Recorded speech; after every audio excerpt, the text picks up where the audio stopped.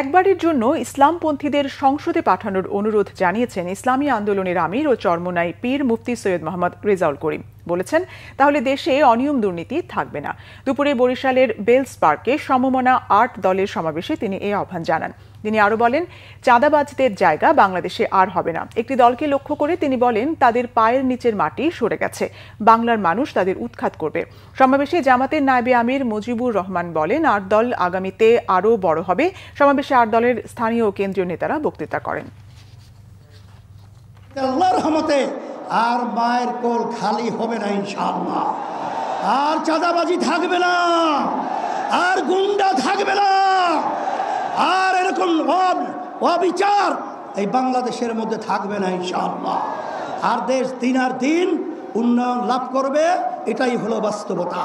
যারা অন্যায় করেছে তাদের বিচার হতে হবে। বিচার যারা করতে চায় না তাদের মতলব ভালো বলে মনে হয় না। ২ নম্বর হচ্ছে সংস্কার।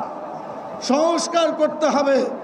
আমরা মানব রচিত মতবাদ বাংলাদেশে রাখতে চাই না। আমরা আল্লাহর বিধান অনুযায়ী সংবিধান তৈরি করতে চাই।